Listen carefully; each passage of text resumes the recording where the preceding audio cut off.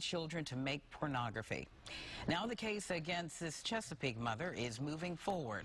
News Channel 3's Gabriella DeLuca has the new details. Kanaline Latouche's family watched on in her hearing today as a judge moved her case to circuit court. Latouche is charged with 30 crimes involving child pornography. Police say the victims are her 2 children, a 2-year-old boy and a 3-year-old girl. Police haven't said what they found during the investigation or why they were suspicious. Chesapeake police say this type of case is very rare. In fact, it's the first of its kind since the start of their Internet Crimes Against Children unit in 2010. Life in prison for the man accused of using a circle of women and children to produce child pornography materials. We've been following this story for months now. 10 of your side's Anita Blanton is in the newsroom with the scandalous details. Anita? Yeah, honestly, Nicole, my heart sank when I was looking through the documents. And these allegations involve sexually explicit acts with 7 different children under the age of 5, even a baby just a year old.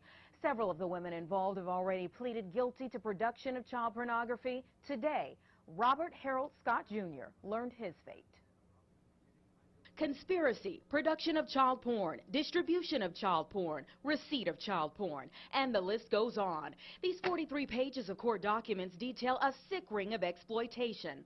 On July 14th, Robert Harold Scott Jr. was convicted by a jury on multiple counts involving the production of child pornography and online enticement. And today, a judge spared no time handing down a life sentence and a few choice words for Scott. Prosecutors argued that he used various personas on the internet to meet women and try to convince them to work as prostitutes for parties at hotels. Then he would extort them by threatening to publish sexually explicit videos. But while state charges were pending against Scott, it didn't stop him from carrying on until someone opened up that the full scheme still hadn't been exposed.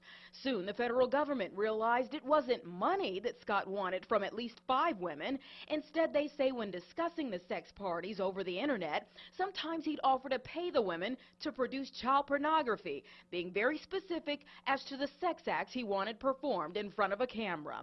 And they complied, twice even bringing the children to the hotel party for bigger paydays. A rep for the federal agents on this case told me the judge was appalled, not only that someone could do something like this, but that others would conspire with them, all for money at children's expense. That rep said this was a heinous crime. She told me anything involving molestation of children is something they want to combat and that this is not over.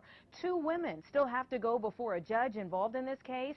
Shavonna Whitfield is scheduled for December 9th in court and Kanaline Latouche for Friday in a Chesapeake court. We'll continue to follow up from here. Anita Blanton, 10 on your side.